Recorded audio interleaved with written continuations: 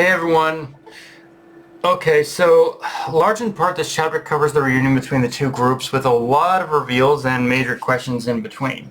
First major batch of reveals though is we have to talk about is learning that Himiko is still alive, but she's a decrepit old woman. Now with Setsuna, I guess, continuing her legacy of being the religious leader of this movement because apparently 90 years have passed since the Bell last visited the human world.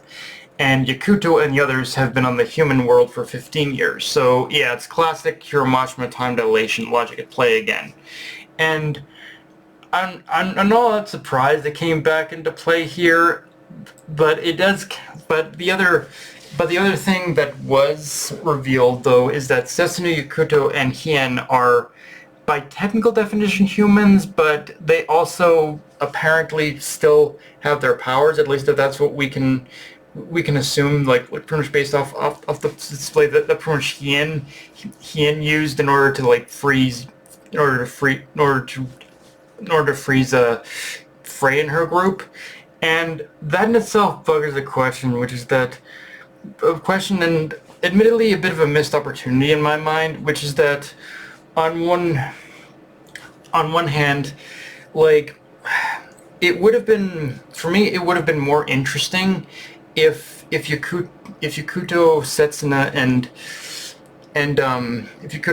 and Hien had actually lost their powers when they became human, because to me that would have created a more interesting dynamic where, if with the two having been stripped of their powers, it would have kind of added a more interesting wrinkle into the whole killing Alfred plan, as it would have created that dynamic where Frey and her group were where Frey and her group would have had to be a little more strategic in order to compensate for the fact that they lost their powers. But seemingly, again, with Hien, like showing he still has the ability to use his powers, I assume that Yakuto and Setsuna do as well. It's just that they might potentially be kind of holding back on using their powers for the simple fact that if they use their powers, it'll draw Alpha's attention, and that's something that I think, assumingly, that they want to avoid for right now. I think that's what a lot of what's happening here. But so again, it's not that I dislike that they have their powers, but it would have created a more interesting dynamic if they had, I think. And even more so than that though, there's another. Even more so than that, though, it would have been an interesting dynamic to Yakuto's character if by the end of the series, after all is said and done, he decides to like remain in the human world as a human because being reincarnated had stripped him of his powers. He would be unable to go back to the demon world. But again, the fact that he still potentially has his powers, it does create that kind of loophole where he could potentially return to the demon world. Although, regardless of whether or not he has his powers or not, I would kind of like it if the resolution of the series is that Yakuto decides to live a peaceful life in the demon world, that he's completed his goal of revenge against Alpha, that he has nothing else to fight for, so he's going to remain there. Like, again, I think there is still quite a possibility of that happening. It's just as weird as I know I'm getting hung up on the powers thing, but it would have been interesting if it kind of came full circle where he ends up becoming fully human and again just decides to stay in the human world. In saying all that, Yakuto brought up an interesting concept in this chapter, which is demon detection radar. So, yeah, I'd really like to know what that's about, but given Yakuto's swift action in having the others detained, likely it's a weapon system that Yakuto they had to recalibrate, so it would recognize Frey and her group as allies rather than attack them outright.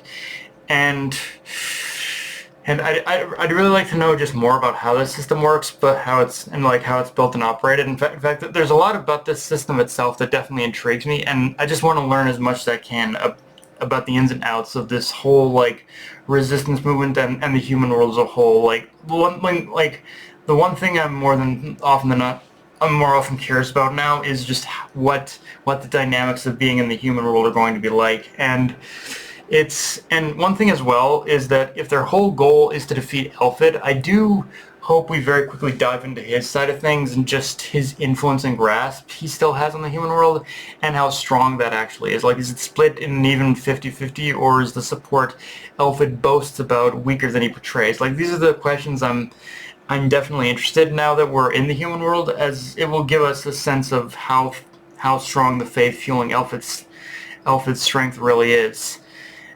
Now, if I did have one major problem with this chapter, I'd say the large part of it was the unnecessary recap leading up to the events of what happened after Yakuto and the others left the underworld before seeing them arrive in the human world itself. Like, when preferably I would have liked to have just jumped straight into seeing them arriving in the human world and have the final image, I guess, seeing Yakuto being in bed, realizing he's human, rather than just ending off on us seeing him open his eyelid. Like, I guess I know it's weird, but I guess what I'm saying here is my problem here isn't that we ended with Yakuto waking up, but more so that it could have been taken that extra little bit step forward if we didn't have what I would argue is needless padding in the chapter.